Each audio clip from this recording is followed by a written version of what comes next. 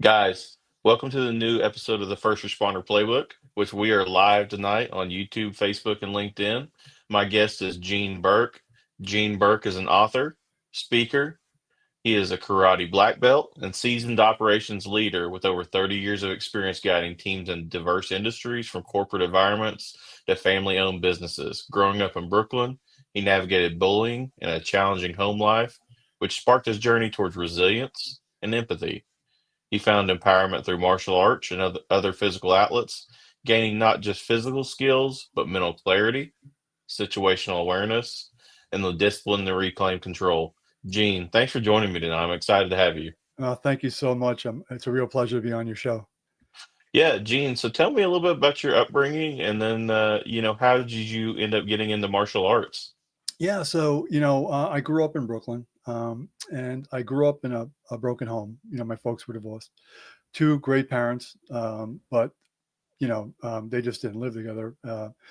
And while I was growing up in Brooklyn, um, I was physically really small as a child, and I had a really kind of weird skin condition on my face. So from early on, I dealt with a lot of bullying as I was growing up. And it was challenging at home. My mom's great, my dad was great, but I couldn't go to my mom and talk about that stuff. So and my father wasn't really around to talk to things about. So I had to kind of learn how to navigate that myself, and that started a whole journey. Even before I got into the martial arts, I began to realize through weightlifting and things like that physicality, can really have a positive impact on mindset and how to deal with issues that are going on around you, because it kind of takes you out of yourself a little bit, because you have to focus on what's happening in the moment, whether it's weightlifting, whatever sport it might be. It could be anything really. And that really kind of started my journey. And then what happened was, when I was in high school, I found weightlifting, and I used to lift a lot, and I also had a growth spurt. So I could say that the bullying stopped in later high school, but it also weightlifting taught me a very important lesson. It taught me to set goals for myself despite what was going on around me, and to maintain a focus on those goals. And that helped me really across, my life experience in its entirety. So I got to ask, growing up in Brooklyn, are you a baseball fan? When I was younger, I was, and then as I got older, I started to move a little bit out of kind of team sports a little bit. I got very heavily involved just because of the martial arts background. I really got into watching the UFC, especially in the early days, and mixed martial arts and jujitsu and things like that. So, and I had some friends in karate who used to compete on a national level, in full contact karate tournaments. So that kind of I kind of moved away from team sports and into that. Fair enough. I gotta ask, I'm the random New York Mets fan in Oklahoma, so there's maybe like five of us, and I like my losers.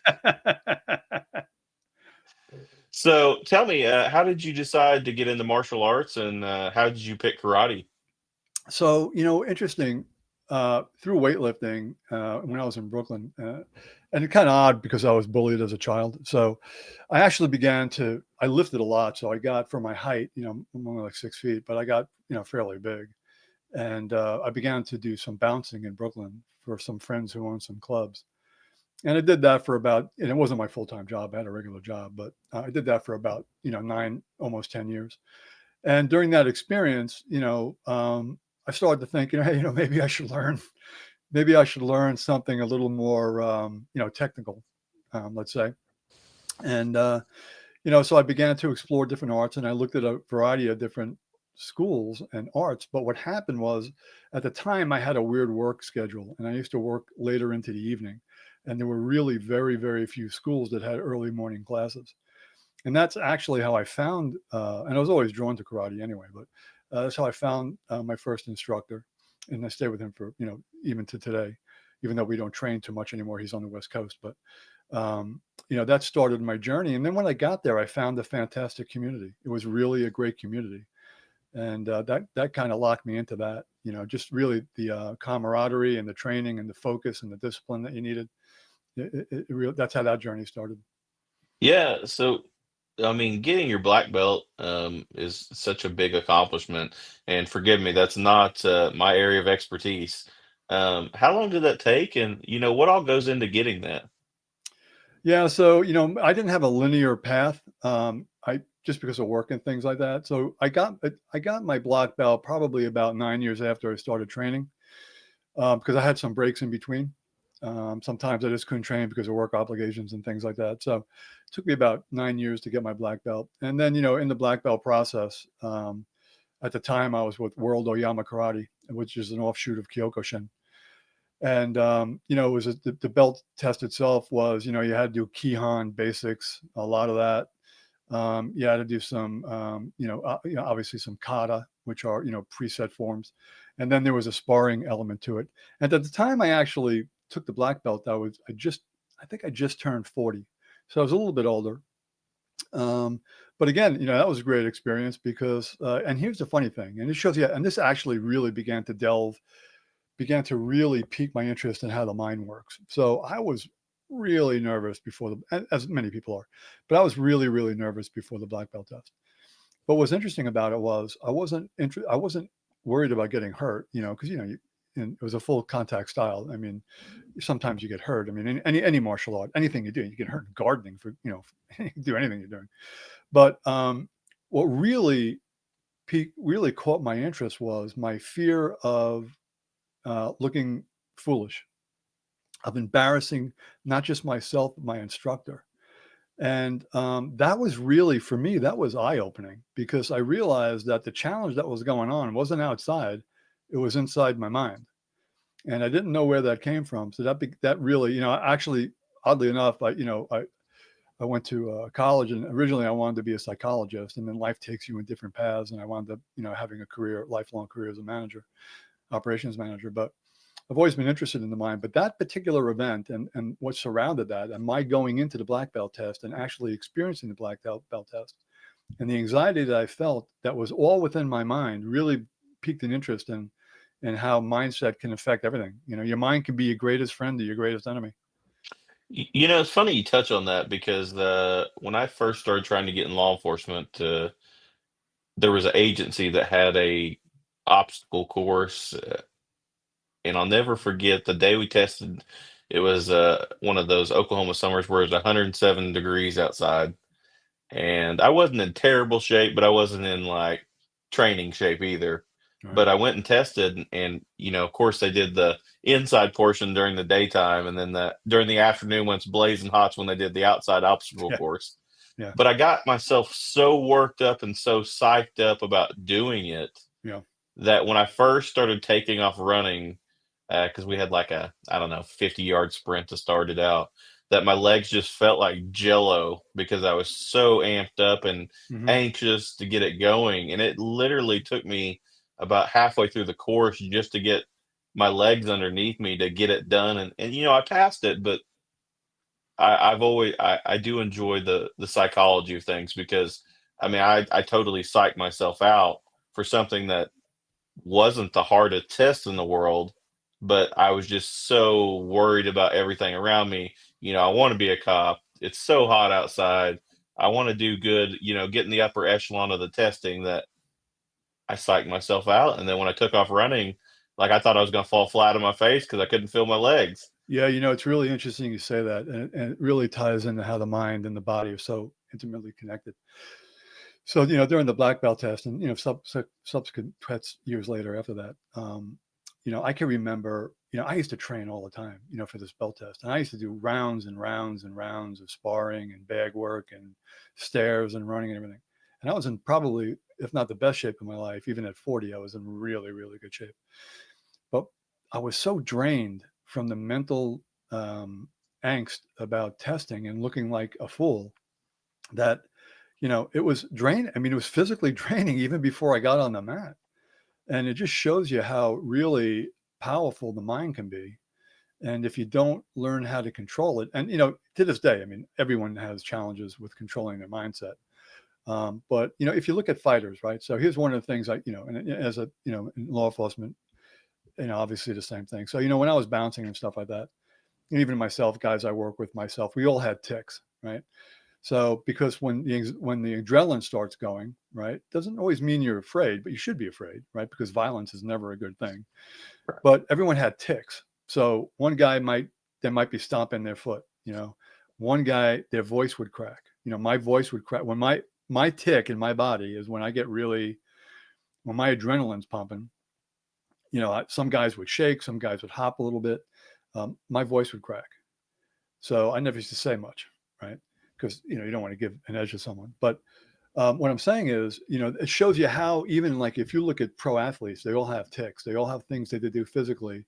And if you look at boxers, they'll be jumping around in the ring before because they're trying to burn off the adrenaline. And it helps them hide what they perceive as fear. And it's not fear. It is a little bit of fear, but the majority of it is adrenaline that's pumping through your body. And people take that as cowardice, and it's not. It's a physical reaction to fear or to a situation that's, at the moment unknown. You don't know what the outcome is going to be. And so your body naturally produces a lot of adrenaline, and you have physical reactions to that. And it could take a wide variety of expressions in the body. Absolutely.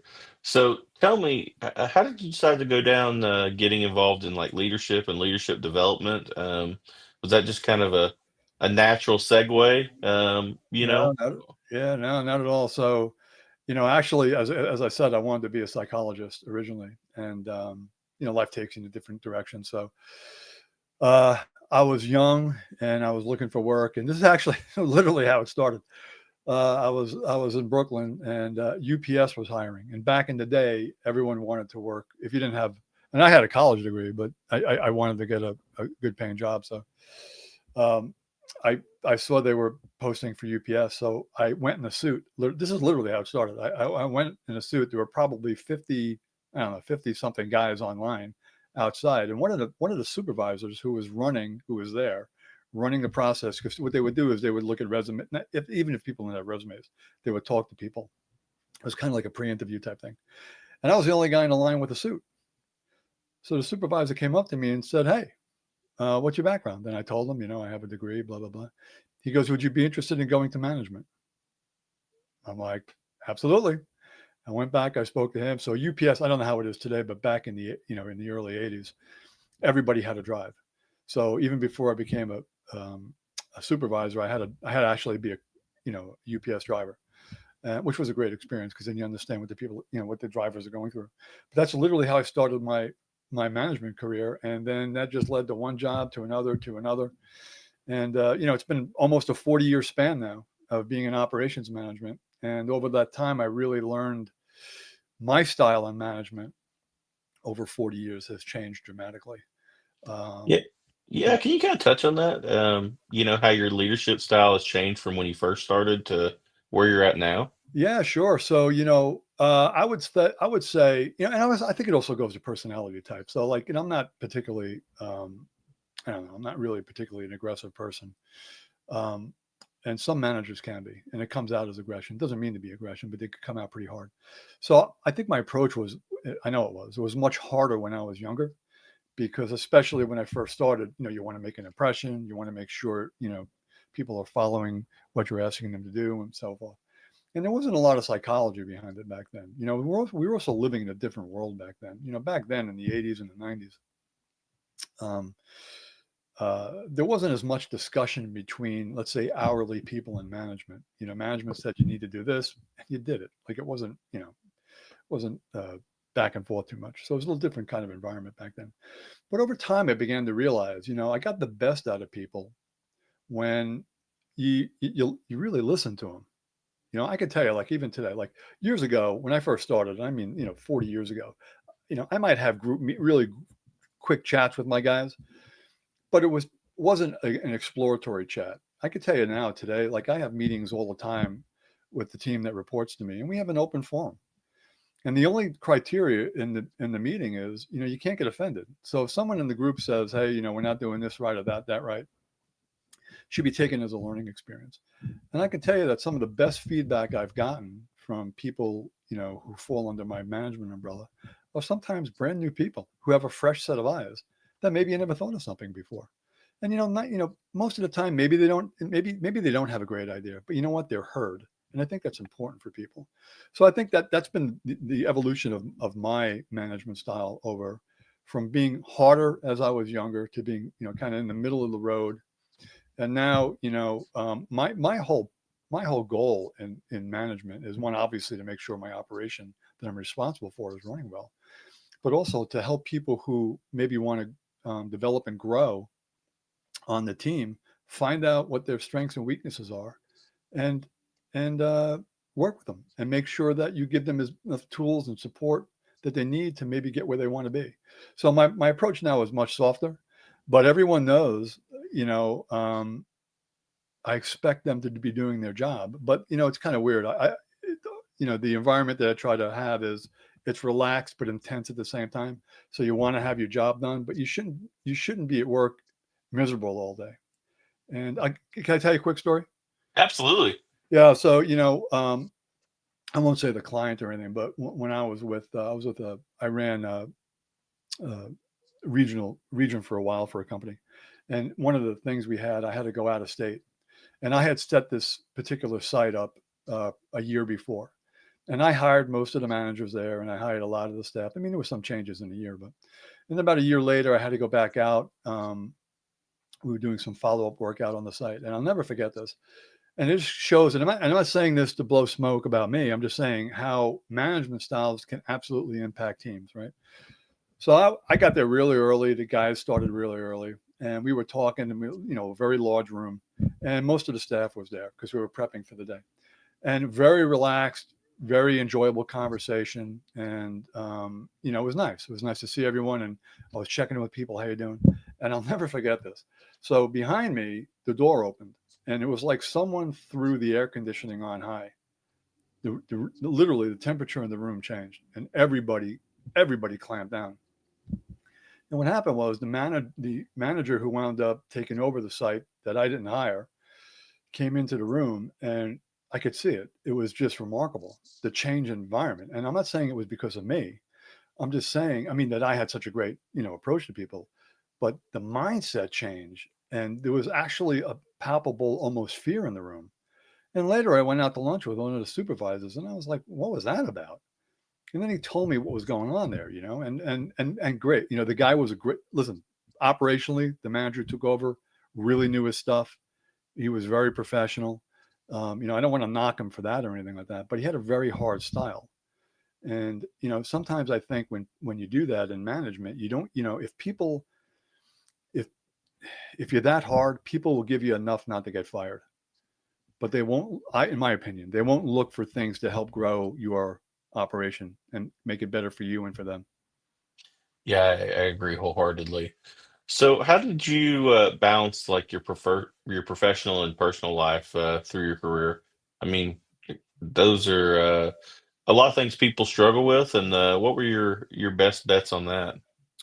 Yeah, so it's really hard to find, especially years ago. I used to work a lot, as many people do. I used to work a lot of hours, and it gets difficult managing kind of, they call it work-life balance now. We didn't call it that back then, but I think it's really important that, and sometimes I didn't handle it very well, right? Like I'd be working a lot and neglect other things, and vice versa. Sometimes I would be too much, excuse me, some things, and this happens to everybody, right? Life happens, and that can impact your job performance just because you have things going on outside. So I think it's really important to kind of find a middle ground and try as much as possible to separate work and work life and home life. I can tell you that I know people today that I work with, and people I've worked in the past with. Sometimes they take work home, and if they've had a bad day, and everyone does it. I mean, it's you have your spouse and your family, particularly it's your spouse you're talking to. If you're constantly coming home, and if you're having a bad day and you're bringing that home every day, that could ruin their day. So, I think it's really important that you try to find a balance and see if you can separate a little bit. Sometimes you can't, but I think it's healthy for you mentally to be able to disengage. Like I could tell you, everyone in my office knows, because I don't like to work from emotion. If I'm making a decision, I don't like to work from emotion. And I think it's a bad practice in general. So everyone in my office knows that if I'm standing by my window, looking out the window, give me 5 minutes because I'm really ticked off about something. and they'll just walk away, and they'll come back 5 minutes later, and I'm fine. But because they know I don't want to react, whether it's really happy. Here's my thing, and I could be wrong on this, but I don't think it's a great idea to make really important decisions either when you're really, really happy or you're really, really mad. I think either way you can get clouded and sometimes not make the best choice. So, I try to approach that in my management style as well. And I hope that helps me in my personal life as well. Yeah, I agree wholeheartedly. For far too long, especially in the police world, we were always told to separate your personal and professional life, and I'm just gonna be honest, that's not really realistic. Right. Um, they're kind of joined at the hip, especially in something, to where a lot of times we're working shift work, crazy hours. Um, it's not realistic, but you Right. have to do the best you can to manage that. And I always tell new cops, hey, like find you a support group that's not within your work realm, because I love all my cop friends, and we're still buddies, but a lot of times we always want to talk about cop stuff, and Mm-hmm. I there's just times I don't want to talk about cop stuff, and I just try to make sure I've got a separate group of people that they could care less about cop stuff.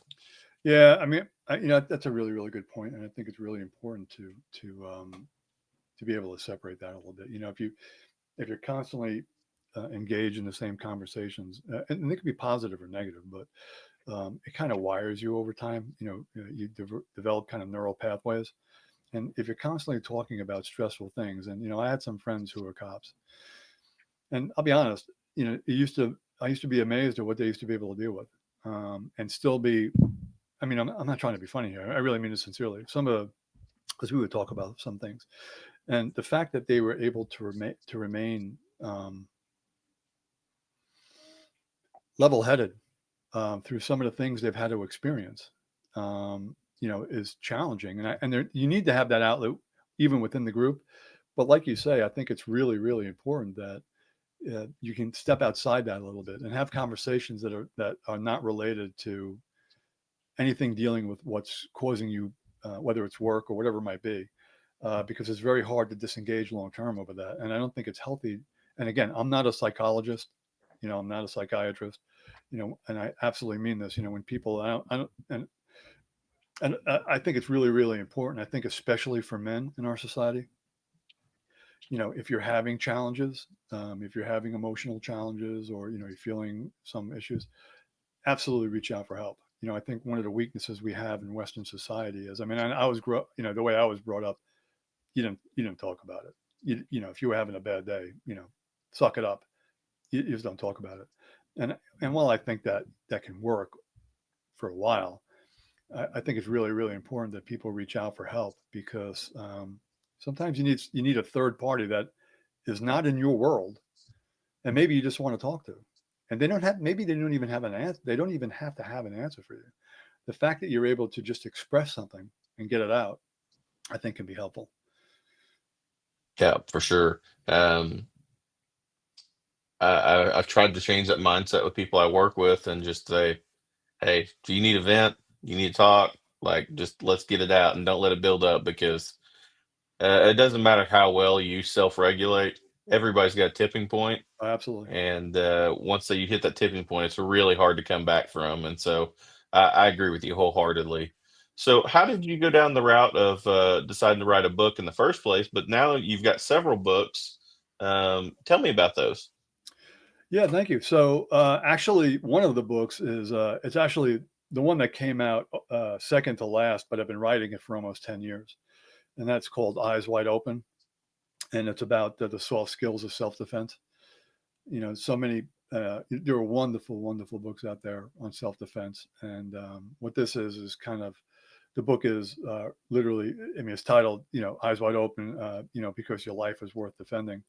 All the soft skills that maybe can help you avoid situations before they happen. I think we don't often talk about that, and I think humans are, particularly in Western society, sometimes we're overly polite. So you know, in the wild, if an animal has a bad instinct about something, if they feel something in their gut that danger is coming, they'll react to it. We kind of think it away. And sometimes that's not always the best thing to do. You need to listen to your gut. But that was the first book. And then, been involved in the martial arts so long, Striking Success. It's about how to utilize martial arts principles to help you in leadership. And what happened was literally, this may sound funny, but it's better now. But for years I've had really bad insomnia, and I can remember I one know the night. feeling. I'm sorry. I know the feeling. Oh yeah. I mean, literally. I mean, and I remember one night I was laying in bed. This is serious. I mean, I was laying in bed and the room's dark, and I know the ceiling's up there somewhere, and I'm looking at the ceiling, and I'm like, I might as well do something. I'm up anyway, and I already, I had a couple of books in mind. Eyes Wide Open was already kind of fleshed out. I've done some tweaks since then to it, but I said, hey, let me see if I could put something together, and that's how that journey started. I love it. I love it. So, I want to touch on a topic that seems to be, in a lot of parents' mind these days, and you have some experience in that, and bullying and children. And do you have some practical tips to help, these children that are being bullied overcome those situations? Yeah, it's so it's so difficult, and the world that I grew up in bullying, and this may sound odd, but I feel almost I'm almost privileged in the fact that I was bullied back, 40, 50 years ago. The environment has changed today. In the past, it was face to face. There was no online social media, anything like that. So, one of the things I think is really important is one, if you can, talk to your parents. Your parents are typically your best support. Um, it's really hard you can't control other people's actions. Listen, the reality of it is there are mean people in the world. I mean, just it is what it is. And kids have been bullying other kids since the beginning of time. It just, for some reason, it seems to be wired into our species. But if you can, it's really important to, I literally just had this conversation a short while ago. You know, my thing is for anyone who's bullied, and this may sound so corny, but I really mean this from the bottom of my heart. Typically, someone who's bullying you has enough of their own issues, and they're lashing out, and unfortunately, you happen to be the target, right? But typically, those people are very unhappy themselves. They may have a horrible. I'm not excusing, please. I'm not excusing the bullying. I'm trying to maybe give some reasons why they're doing it. They could have a horrible home life. They could be a variety of reasons, and they're lashing out, and you happen to be the target of the day. But one of the things I think it's really important to realize is for kids, and if any younger folks are listening to this, I mean this sincerely. You are so unique, in all of time, in all of history, all across the universe. There will only be one you, and that's really, really special. And I think that's really important for when kids are being bullied. Get the help they can, but if you can, and I know it's so hard, don't take what they're saying to heart. Know that you have great worth, and that you're going to do great things, and it will pass. I can tell you from someone who was bullied. I mean, when I was in school, there were days, I would wake up and the first thought would be, oh, I got to go to school. And that was for years. It passes. And what happens is from that, if you use that as a strength, you can gain great strength from that. I learned from that early on, and I lost it for a while. And then when I was a little bit older, someone else retaught me it. Someone I was working with retaught me it. Is that never let someone else control never let anyone else control your inner life. So if someone's being mean to you, I know it's so hard. It really is. And it's difficult to say, and maybe this isn't helpful, but you really are very unique. Be proud of yourself, love yourself, be kind to yourself. And, just realize that, it's going to pass. It may not seem like it will, but it will pass. I love that. I think that's awesome. So as we start to wrap up, where can people reach out to you at? Where can they get your books at?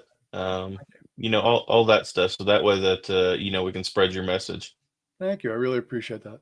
Yeah. So my books can be found on Amazon, Amazon.com. Just type in books by Gene Burke and my books will pop up. I actually have two websites. My leadership website is www.ironroadleadership.com. It's all one word, ironroadleadership.com. And my more martial arts side of it is www.thirdmonkeypro.org. And there's contact information there, and there's different links to things, and I blog fairly regularly and things like that. So I appreciate that. That's awesome. So I've been wrapping up my show with a new thing the past couple weeks. If today was your last day on this earth, what is one message or one thing that you would tell the next generation to make this place a better place? Wow, that is a great question. That's a great question. So, one, I think it's really important for people to be kind to themselves. I think we are very hard on ourselves individually. Maybe some people aren't, but most of the people I know are. And we will say things inside ourselves to ourselves that we would never say to our best friend or even an acquaintance. So be kind to yourself. And from that, understand that everyone, and including some people who might be bullying you, may not seem like it at the time, but everyone is dealing with something that you have no idea about. And that everyone is dealing with a life challenge. And, if you look at, there are so many celebrities today, and they have miserable lives. They have everything in the world materially, but they have miserable lives. So I would say, one, be kind to yourself. And then through that extension, always remember that people are dealing with things that you have no idea about, and try to be kind when you can. But also, don't let people walk over you. Absolutely. Gene, it's been my pleasure to have you tonight, and we will stay in touch, okay? Thank you, sir. Hey, absolute pleasure. I really enjoyed this. Thank you so much. Absolutely. You're always welcome back. Thank you, my friend.